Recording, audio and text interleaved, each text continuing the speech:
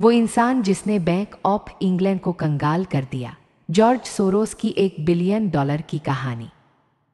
सितंबर 1992 जब पूरी दुनिया सो रही थी, तब ब्रिटेन का साम्राज्य एक आर्थिक भूकंप से जूझ रहा था। एक तरफ थी दुनिया की सबसे ताकतवर संस्था बैंक ऑफ इंग्लैंड, और दूसरी तरफ न्यूयॉर्क के एक कमरे में बैठा एक अकेला इंसान। उस रात उस शख्स ने एक ऐसा दांव खेला कि सुबह होते होते ब्रिटिश पाउंड ताश के पत्तों की तरह ढह गया, और उस शख्स ने सिर्फ भाग एक जाल बिछ चुका था। ERM की कहानी। इस कहानी को समझने के लिए हमें थोड़ा पीछे जाना होगा। 90 के दशक की शुरुआत में यूरोप के देश अपनी करेंसी को एक साथ जोड़ने की कोशिश कर रहे थे। इसे कहा गया ERM, European exchange rate mechanism. Purnaram Britain भी इसमें शामिल था। नियम यह था कि पाउंड की कीमत एक तय सीमा से नीचे नहीं गिरनी चाहिए। लेकिन एक समस्या थी, ब्रिटेन की अर्थव्यवस्था उस वक्त कमजोर थी, महंगाई बढ़ रही थी, लेकिन सरकार पाउंड की कीमत को जबरदस्ती ऊंचा बनाए रखने की कोशिश कर रही थी। वे असलियत को छुपा रहे थे, और यही वो कमजोरी थी जिसे सोरोस ने भांप लिया। भाग 2, सोरोस का master plan, short selling. George Soros ने देखा कि ब्रिटिश सरकार आग से खेल रही है। उन्होंने एक बहुत बड़ा रिस्क लिया जिसे फाइनेंस की भाषा में शॉर्ट सेलिंग कहते हैं। सोरोस ने भारी मात्रा में पाउंड उधार लिए और उन्हें तुरंत बाजार में बेच दिया, इस उम्मीद में कि जब पाउंड की कीमत गिरेगी तो वो उन्हें सस्ते में खरीद कर वापस कर देंगे। सोरोस अकेले नहीं थे, लेकिन उनका दांव सबसे बड़ा था। उन्होंने लगभग $10 बिलियन के पाउंड दांव पर लगा दिए।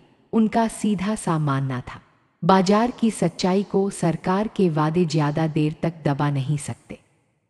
भाग 3, ब्लैक वेडनेसडे, असली तबाही। 16 सितंबर की सुबह हुई। बैंक ऑफ इंग्लैंड ने पाउंड को बचाने के लिए अपनी पूरी ताकत झोंक दी। उन्होंने ब्याज दरों, इंटरेस्ट रेट्स को 10% से बढ़ाकर 12% कर दिया। जब उससे भी बात नहीं बनी तो दोपहर तक उसे 15% कर दिया। लेकिन सोरोस टस से मस नहीं हुए। उन्हें पता था कि ब्रिटिश सरकार के पास अब और पैसे नहीं बचे हैं। शाम 7 बजते बजते ब्रिटेन ने घुटने टेक दिए। उन्होंने ERM छोड़ दिया और पाउंड की कीमत धड़ाम से गिर गई। सोरोस का दांव सही साबित हुआ। उन्होंने एक ही दिन में $100 करोड़ यानी $1 बिलियन का मुनाफा कमाया। भाग 4, विलेन या जीनियस। इस घटना के बाद ब्रिटेन में सोरोस को एक विलेन की तरह देखा गया, जिसने एक देश की अर्थव्यवस्था को हिला दिया। लेकिन सोरोस का कहना था कि उन्होंने कुछ गलत नहीं किया, उन्होंने बस उस सिस्टम की गलती पकड़ी जो पहले से ही टूटने वाला था। आज भी फाइनेंस की दुनिया में इस ट्रेड को ऑल टाइम ग्रेटेस्ट ट्रेड माना जाता है। सोरोस ने साबित कर दिया कि जब एक सरकार मार्केट के खिलाफ लड़ने की कोशिश करती है तो जीत हमेशा मार्केट की ही होती है। तो क्या जॉर्ज सोरोस एक लालची सट्टेबाज थे या एक दूरदर्शी इन्वेस्टर? आपकी क्या राय है? हमें कमेंट्स में जरूर बताएं। अगर आपको यह कहानी पसंद आई तो वीडियो को लाइक करें और ऐसी ही बिजनेस और पैसे की कहानियों के लिए सब्सक्राइब करें। मिलते हैं अगले वीडियो।